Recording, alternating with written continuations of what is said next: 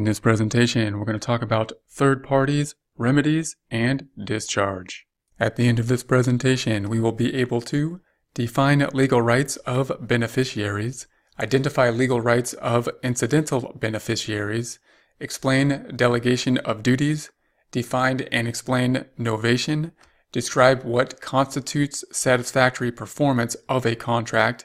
list the ways that a contract can be discharged or for non-performance, list the types of damages available in the event of a breach of contract. When considering the formation of a contract, we typically think of two or more parties. If we think of the most simple contract, we have two parties involved. If we talk about a party of A and B conducting a contract that has some mutual benefit between A and B, it is possible that a third party involved will have some type of benefit from the contract as well. So a contract between, for example, A and B that also has benefits that would be given to C, a third party, which we would then be calling the third party beneficiary, is an example where we could have a beneficiary involved who is not in the original negotiation between A and B, but yet still have some beneficiaries assigned or benefit assigned to them through the contract from A and B going to the beneficiary, the third party beneficiary being C. Now, in some cases, even though they're not involved in the negotiation of the contracts, it is possible for the third party that received these beneficiaries to enforce the beneficiaries in case of a problem or a breach of contract or some kind of condition where the contract was made and the third party was receiving beneficiaries and for whatever reason is not getting them. When considering a contract, we typically have the concept of an intended beneficiary, a beneficiary who is intent to be a beneficiary within the construction of the contract. For example, intended beneficiaries could include creditors for a contract, insurance beneficiaries, or donee beneficiaries. A creditor is going to be an outside third party, typically a vendor for one or both of the individuals or parties involved in the contract owe something to. A creditor is going to be a third party that either one or both of the individuals within the contract owe something to, typically a vendor owed to as a result of the contract. This may result by purchasing something or a good or service from a vendor sometime in the past which had not yet been paid. In this condition, in this situation, we can see that the contract would be between A and B making some type of arrangement, and we can imagine a situation, well, what if A has this outstanding debt that needs to be paid, and as part of the arrangement, A and B doing their negotiation, the B possibly will pay for the debt that was owed by A in return for some other type of consideration. If that was an example, then of course the creditor, the person who is owed money by A, would benefit from this contract, although the creditor is not directly in the negotiation of the contract. They're going to be a third party who would be benefiting from the contract. An insurance beneficiary is one of the most common types of examples which would typically fall under a donee beneficiary. And that's going to be a case where the person who is contracted to be the beneficiary of an insurance payment may not have been involved in the initial contract. So we're going to have an insurance payout going to someone other than the people that actually made the original contracts. For example, if we had some type of life insurance contract, it would be between the person making the insurance policy and the business, and the person that would be the beneficiary of the contract then is not directly involved within the making of the contract, and therefore is kind of a third party to this contract creation, but is a beneficiary to receive benefits, and the contract, of course, being designed for the benefit of that party. Then, in order to receive those benefits, the beneficiary would have a right to enforce those benefits that would be received, even though they were not in the negotiation of the original contract. In contrast to a beneficiary who is intended, we could have an incidental or unintended beneficiary for a contract as well. So we can imagine that being the case where we have a contract between A and B, and C then is going to be a beneficiary, but it's not expressly part of the contract to give any benefit to C. We just know that if A and B do perform whatever contract they have, it may have a substantial benefit to C. For example, if we had something like we're going to put in a new store in this particular mall, and if that store was a big draw to the mall, then other stores that are in that mall could have a positive inflow, positive traffic flow, even though they're not involved in negotiation between A and B. So the negotiation to sell the property and build on the property might be involved between, a negotiation between parties. And then other parties, another store possibly that is in the vicinity who would like an increased traffic from another store that would be in place, would be an incidental beneficiary. Now, in economic terms, we could call that a positive externality type of situation where the person not involved in the negotiation is still receiving some type of benefit. So if that is the case, then unlike if they were an intended beneficiary, they don't have the legal recourse to the same degree that they would have for a contract that was made with them as an intended beneficiary. If it's unintended, they don't have the same type of legal recourse. Once a contract is made and we have a contract set up, we do have the concept of assignment and delegation. And that's going to be the idea that once we have the contract set, we could assign or transfer the rights of the contract to another individual. There are exceptions to the case, and if it explicitly says within the contract that we cannot assign, then that wouldn't be the case. But if in many cases, and if it doesn't explicitly say not to, we have the ability to assign then the rights of the contract to another individual or party.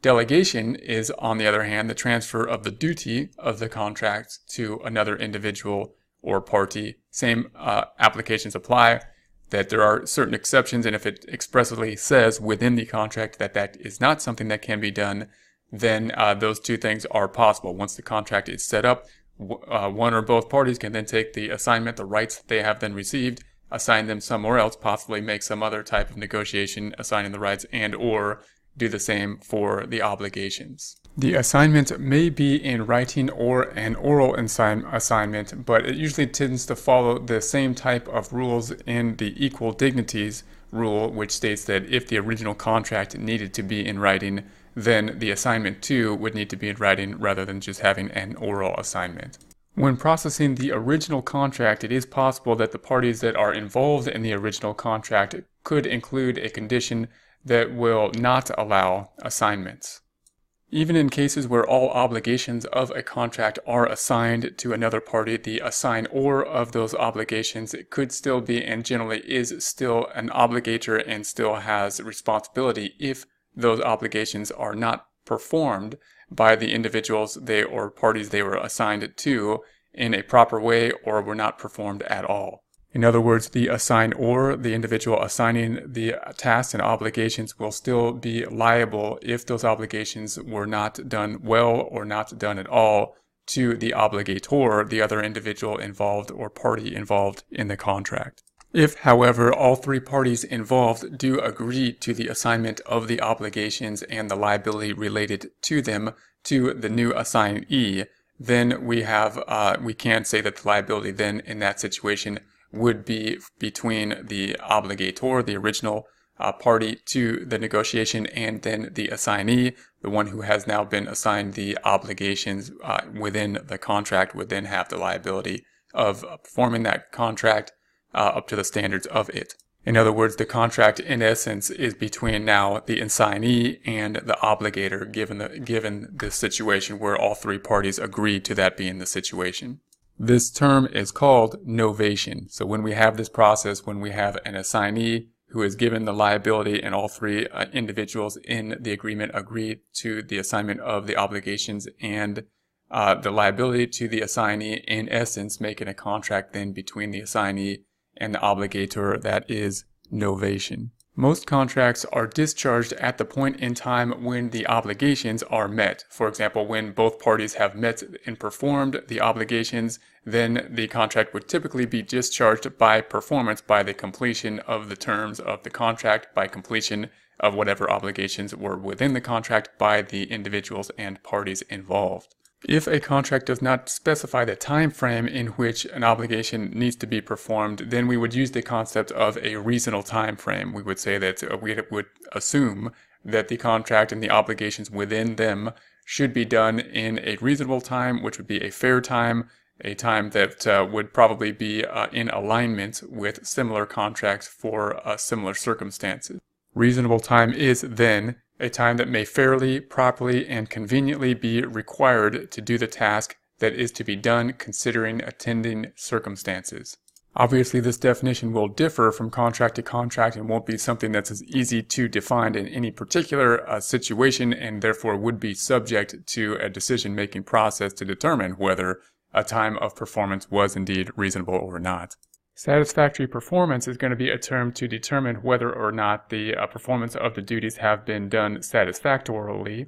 and the satisfactory performance would mean that the task had been done up to the standards that would be expected by the individuals involved within the contract. In other words, it would specify that the people involved, the parties involved in the contract, had performed their duties in accordance with the agreement of the contract. Satisfactory performance may be either expressed or implied as a condition of the contract. The term complete performance means that all parties have fully completed everything that was termed for them to do. They have completed all the duties obligated by the contract. When we see not quite all the procedures done, we would use a term such as substantial performance, and that would mean that most of the requirements of the contract has been done, with the exception of fairly or relatively small components of the contract. We might term the small conditions to be things that would be immaterial type details of the contract that don't really affect the overall outcome or the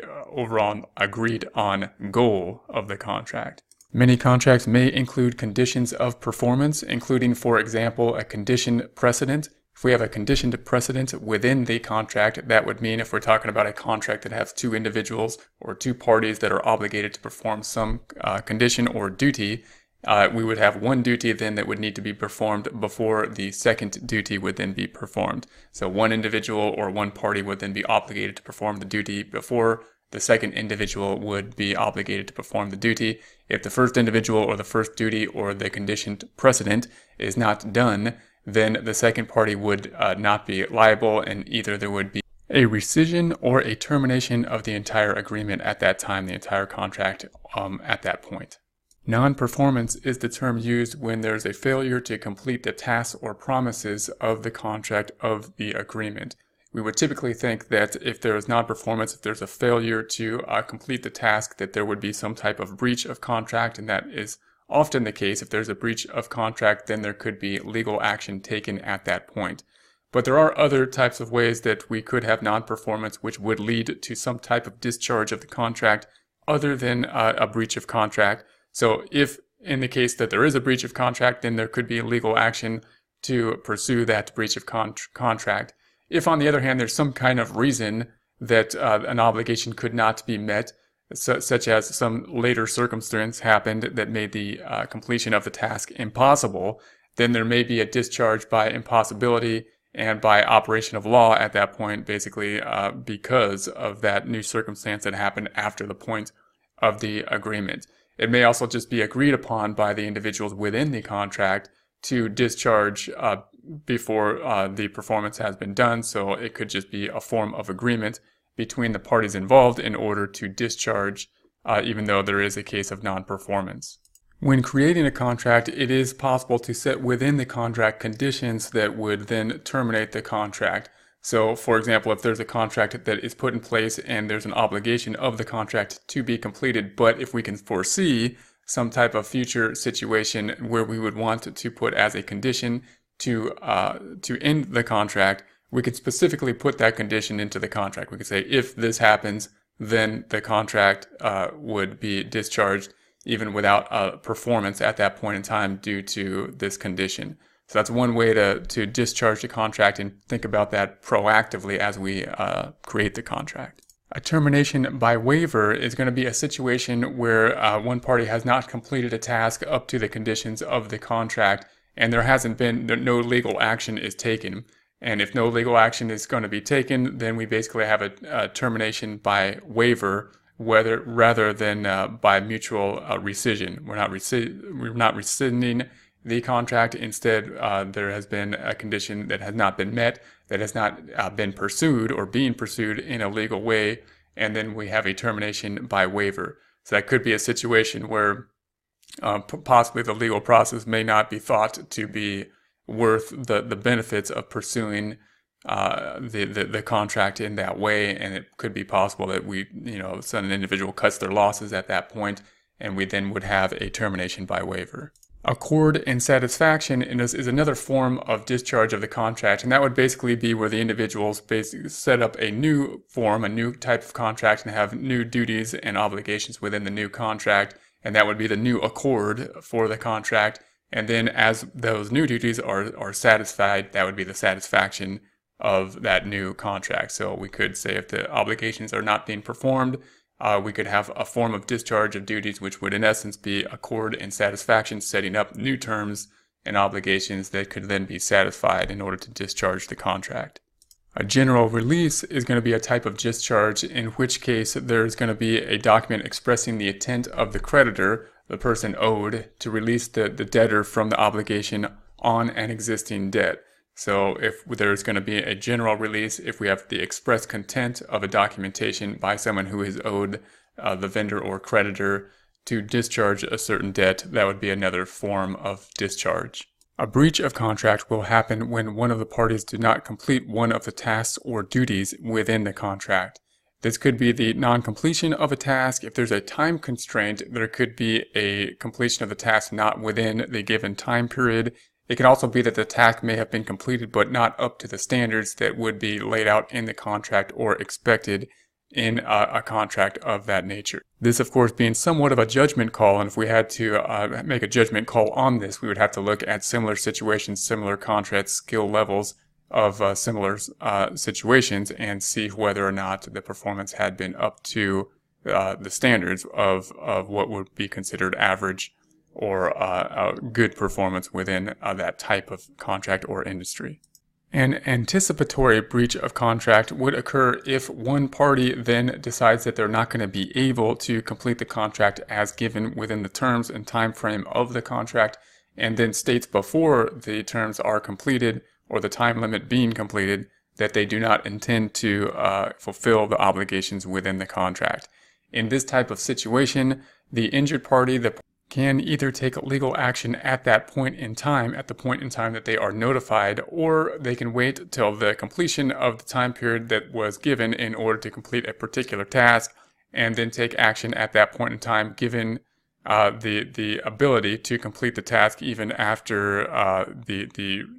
statement had been made that the task would not be completed. They could still give that time frame and then take action at that point in time when that time has ended. The concept of abandonment of a contractual obligation would mean that within the process of completing the duties, the process had then been abandoned before the completion of the task or duties. In such case where one party abandons the task or duty, then of course the other individual would not typically be held responsible for completing their portion of the obligation under contract.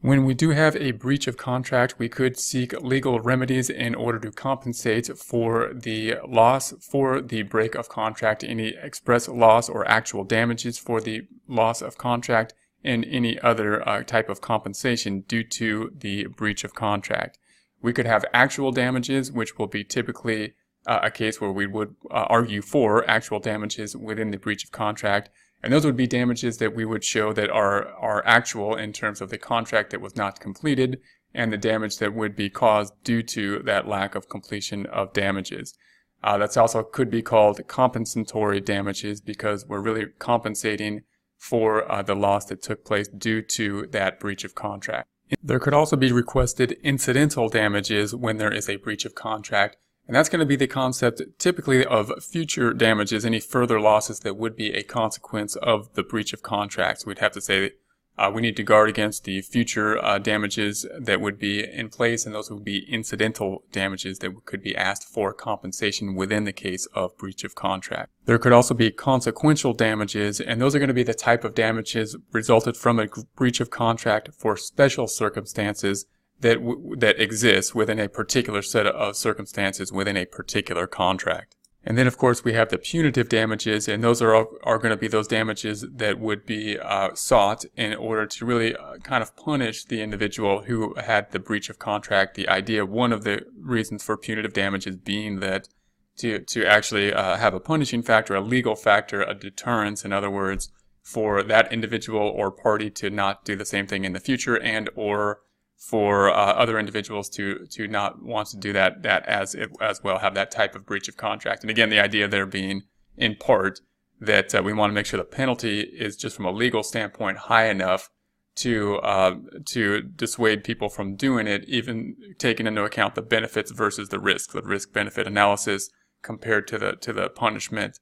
needs to be sufficient enough so that we have a lessened occurrence of a breach of contract. The term nominal damages refers to the symbol damages, kind of like a token damage awarded to parties who have had some type of injury to their rights. Their legal rights have been injured, but there's no real actual loss, so there's going to be unawarded nominal damages in that case. It's important that when we think about damages and the rewarding for damages, we could have both present damages that have incurred in the present, and of course future damages that we can reasonably predict will be a result of the situation. If there is within the contract damages agreed upon in the case of a breach of contract, for example, there would then be termed a liquidated damages. So liquidated damages is going to be the idea that we're going to state within the contract the damages that would be awarded in the case of some type or a particular type of breach of contract.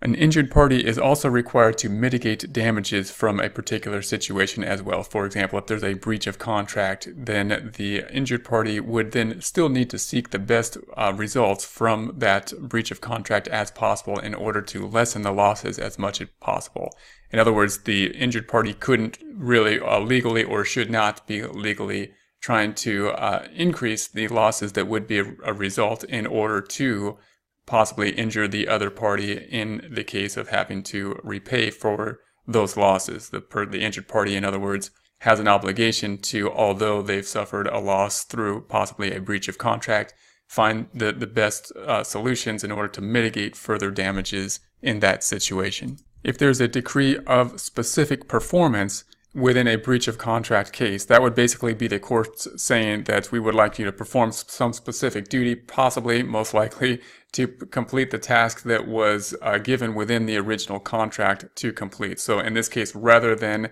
within a breach of contract setting, we'd have a monetary type of remedy for the situation. We may seek some other type of remedy, and that might say a specific performance type remedy, which would be